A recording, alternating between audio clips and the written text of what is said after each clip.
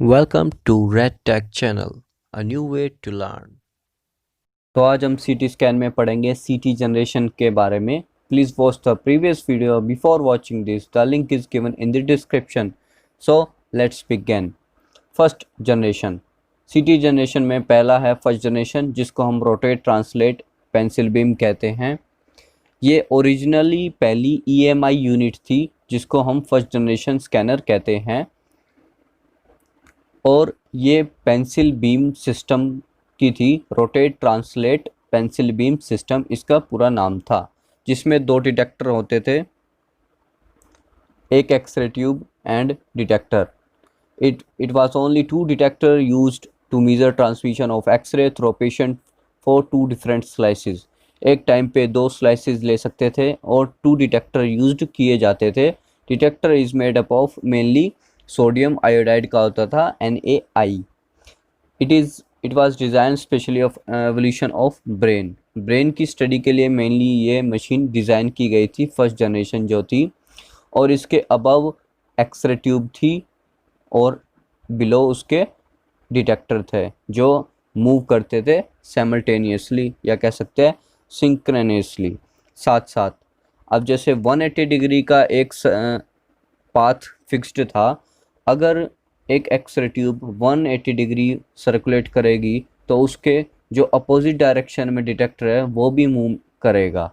तो ये एक जो सर्कल है, हाफ सर्कल बोल सकते हैं, 180 डिग्री का क्रॉस करने के बाद एक स्लाइस उसको एक्वायर होती थी. फर्स्ट जनरेशन में ये था मेनली. एडवांटेज क्या था? एफिशिएंट स्कैटर रेडिएशन थी, कह सकते हैं कम थी as compare to earlier ones, या कह सकते हैं पेंसिल बीम में कम स्कैटर रेडिएशन होती है मेनली. डिसएडवांटेज की बात करें तो एक स्लाइस लेने में हमें उस टाइम पर, फर्स्ट जनरेशन के टाइम पर, 4 से 5 मिनट तक लगते थे, और टोटल स्कैन टाइम हमारा होता था 22 से 25 मिनट में. और ये ओनली ब्रेन के लिए था, स्पेशली डिज़ाइंड ब्रेन के लिए, और ये ब्रेन का ही टोटल स्कैन टाइम है. उसमें कॉम्प्लेक्स मैकेनिकल मोशन होता था रोटेट ट्रांसलेट का, और जो ये हमारा डिटेक्टर है ये ज़्यादा वाइड रेंज को अपना स्लाइस एक्वायर नहीं कर पाता था. और जो ये अगर स्पीड हाई हो जाती है स्कैन टाइम की तो ये स्किप भी कर देता था, या produce after glow which reduce the fast scan. तो इसके कई खामियां थी जिसकी वजह से हमें अनदर जनरेशन भी लानी पड़ी थी. इसके बारे में हम आगे डिटेल में पढ़ेंगे. पहले हम देख लेते हैं. Here you can see the diagram of the x ray tube, जो कि हमारा एक्सरे ट्यूब है जिसमें डिटेक्टर है और सेंटर में हमारा पेशेंट होता है. ये रोटेट ट्रांसलेट है, जैसे कि मैंने बताया था 180 डिग्री के सर्कुलेट करती है और एक स्कैन लेती है. तो इसमें हमें ऑल ओवर यही ध्यान रखना है कि पेंसिल बीम थी, एक एक्सरे और डिटेक्टर थे, जो कि हमारा स्पेशली ब्रेन के लिए यूज़ किया गया था. सेकेंड जनरेशन का नाम है mainly rotate translate narrow fan beam. जो कि हमारी फर्स्ट जनरेशन थी वो भी रोटेट ट्रांसलेट थी, बट वो पेंसिल बीम थी. और ये है फैन बीम. ये है दोनों में बेसिकली डिफरेंस. ये भी ट्रांसलेट और रोटेट टाइप की है, बट फर्स्ट जनरेशन में हमने टू डिटेक्टर पढ़े थे कि उसमें टू डिटेक्टर थे, बट इसमें हमारे 30 डिटेक्टर होते हैं जो कि एक फैन एंगल शो करते हैं, फैन एंगल करते हैं, जो कि होता है अराउंड 10 डिग्री. इसलिए इसको फैन बीम कहते हैं, रोटेट ट्रांसलेट फैन बीम. फिर आता है जो ये इंक्रीज़ है, इससे क्या होता है कि डाटा जो प्रोजेक्शन है, डाटा प्रोजेक्शन वो इंक्रीज़ हुआ है as compare to first generation CT के, क्योंकि उसमें हमारे पास दो डिटेक्टर थे तो एक टाइम पे दो ही स्लाइस आती थी, बट इसमें हमारे पास 30 डिटेक्टर है तो मल्टी स्लाइस एक फर्स्ट पर प्रोजेक्शन हमें जो डाटा है वो इंक्रीज़ हो गया as compare to first generation की. अब एडवांटेज की बात करें तो अगर हमारा डिटेक्टर ज़्यादा होंगे तो शॉर्ट स्कैन टाइम लगेगा, यानी कि टाइम कम लगेगा। उसमें हमारा total scan time around 25 minutes के अराउंड था, बट इसमें टोटल शॉर्टेस्ट जो स्कैन टाइम लगेगा वो 10 सेकंड लगेगा। और जो हमारी गैंट्री है, जो हमारी गैंट्री होती है वो रोटेट करती है 30 डिग्री ईच, 30 डिग्री रोटेट करती है बजाय उसके 180 डिग्री के। जो हमारा फर्स्ट जनरेशन थी उसमें हमारी जो गैंट्री है वो 180 डिग्री रोटेट करती है, बट इसमें गैंट्री ओनली 30 डिग्री रोटेट करेगी और 6 टाइम्स करेगी रादर दैन 180 डिग्री एक बारी में घूमने के बजाय।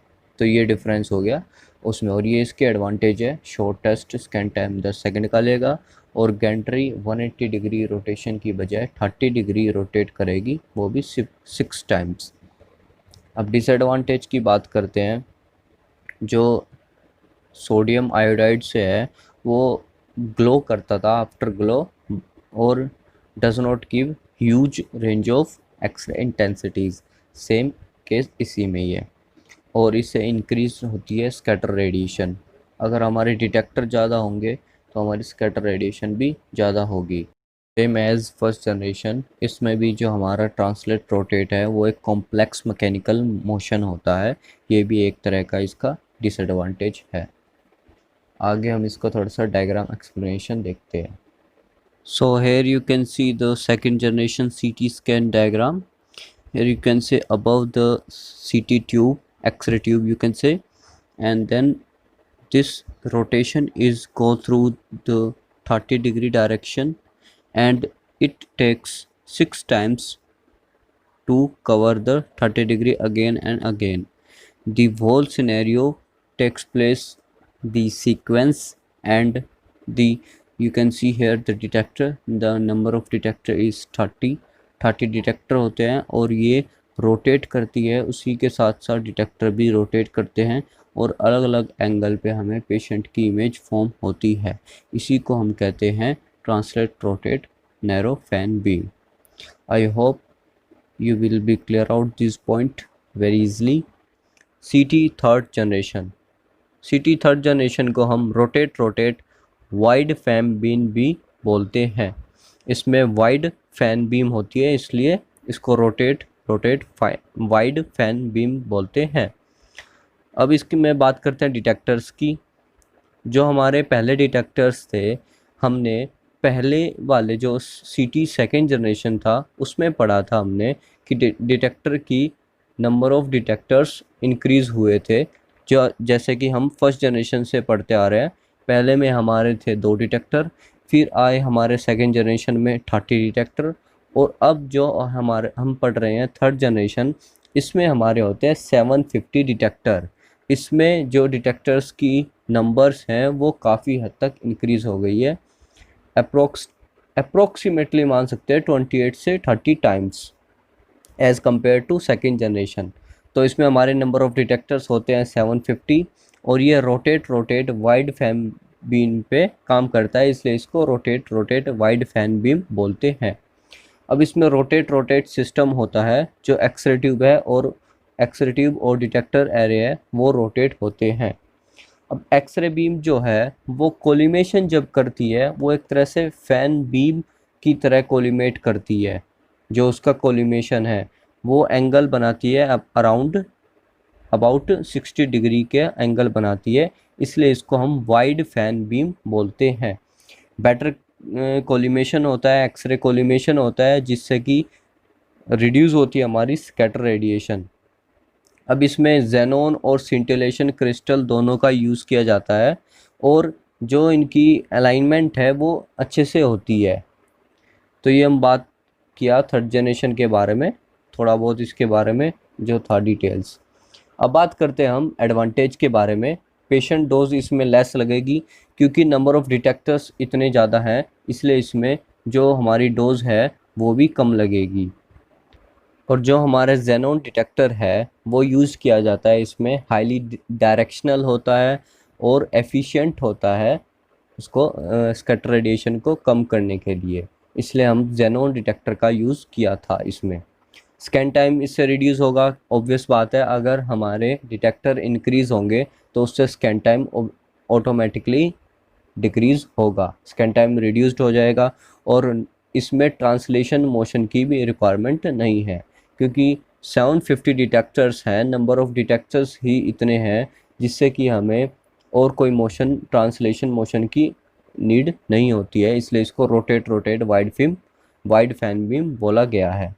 डिसएडवांटेज की बात करते हैं तो 750 डिटेक्टर्स इसमें लगेंगे तो ये एक्सपेंसिव हो जाएगा काफ़ी हमारी मशीन, और कॉम्प्लेक्स इलेक्ट्रॉनिक सर्कुलेटरी हो जाएगा। जिसमें सर्किट होता है 750 जो हमारे डिटेक्टर्स हैं उनका जो सर्किट हमें नेटवर्क तैयार करना है वो भी काफ़ी कॉम्प्लेक्स हो जाता है, और इससे हमारी स्कैटर रेडिएशन बढ़ भी सकती है। हमारी जिस टाइम पे हमारा स्कैन टाइम कम हो रहा है, बट उससे हमारा स्कैटर रेडिएशन बढ़ भी सकती है एज़ कम्पेयर टू अब डिफरेंट केसेस में डिफरेंट हमारा डाटा रिसीव होगा। और डिसएडवांटेज में सबसे इम्पोर्टेंट हमें ध्यान रखना है कि जो रिंग आर्टिफैक्ट है वो इसी जनरेशन से अपीयरेंस हुआ था, या हमें पता चला था कि रिंग आर्टिफैक्ट भी कोई होता है। तो ये सबसे बड़ी इसकी डिसएडवांटेज है कि इसमें रिंग आर्टिफैक्ट दिखने लगे थे। रिंग आर्टिफैक्ट उससे पहले कोई भी जनरेशन में नहीं था, first time ring artifact third generation में दिखा, जिसमें रिंग शेप के सर्कल्स बन जाते हैं इमेज पे, या आप कह सकते हैं जो एक्वायरिंग करते हैं इमेज उस पे।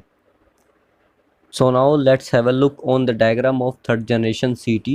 Here you can say on the top the X-ray tube, and then below you can say detector array. अब इसमें नंबर ऑफ डिटेक्टर्स 750 होते हैं, तो हमारी जो ट्यूब है वो रोटेट करती रहती है, और जो डिटेक्टर है हमारे वो चारों तरफ होते हैं। जो हमारी फ़ैन बीम है, इससे हम फ़ैन बीम जो हमारे एक्सरे ट्यूब बनाता है उससे एक्सरे रिलीज़ होंगे, एमिट होंगे, और वो जाके पेशेंट को पेनिट्रेट करके हमारे डिटेक्टर से, डिटेक्टर उनको एब्जॉर्ब करेगा, सिग्नल एक्वायर होंगे और इमेज फॉर्म होगी। ये हमारे जो एक्सरे ट्यूब है यही रोटेट करती है, और जो हमारे डिटेक्टर्स हैं वो ऑलरेडी प्रेजेंट होते हैं मेनली। तो ये इसका एक थोड़ा सा स्ट्रक्चर है, ये हमें पता होना चाहिए। और इसमें जानने वाली ये बात है जेनोन डिटेक्टर, और इसमें डिसएडवांटेज सबसे बड़ा ये था कि इसमें रिंग आर्टिफैक्ट हमें देखने को मिले थे, ये इसमें ध्यान रखने वाली बातें हैं। फोर्थ जनरेशन सीटी रोटेट स्टेशनरी। अब जो फोर्थ जनरेशन सीटी स्कैनर है वो डिज़ाइन किया था ओवरकम करने के लिए जो रिंग आर्टिफैक्ट हमारा आया था थर्ड जनरेशन में। अब जो फोर्थ जनरेशन है इसमें सेवरल थाउजेंड नंबर्स में डिटेक्टर को ऐड किया गया।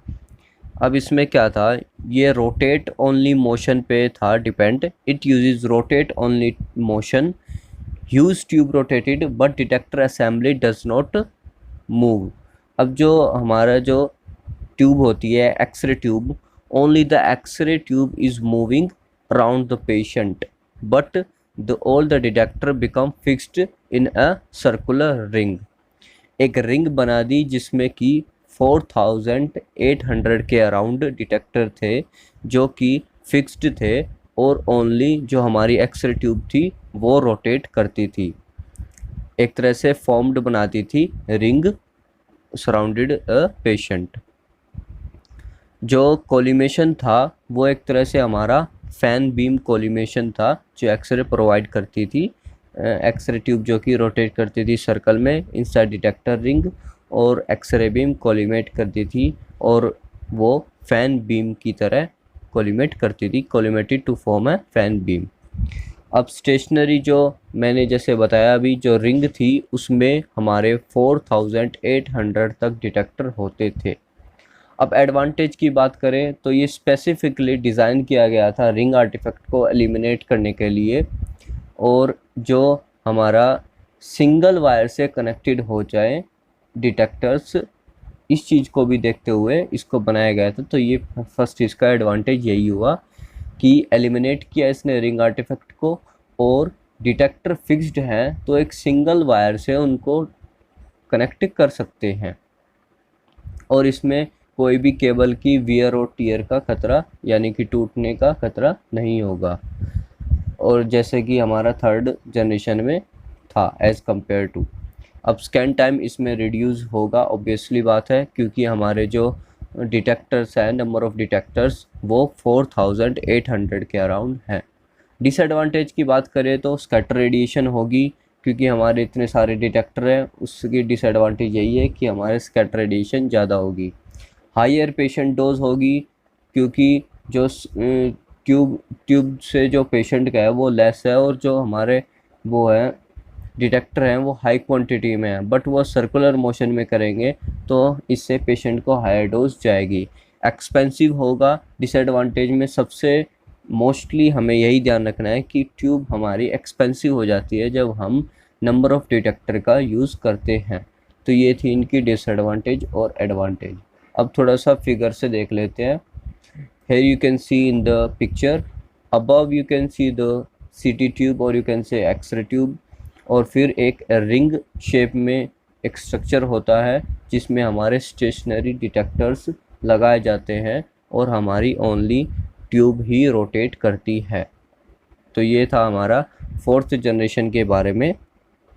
सो फिफ्थ जनरेशन को हम इलेक्ट्रॉन बीम सीटी भी कहते हैं। बेसिकली ये सीटी स्कैन इनिशिएटिव किया गया था इमेट्रन के द्वारा और कार्डियक इमेजिंग के यूज़फुल के लिए।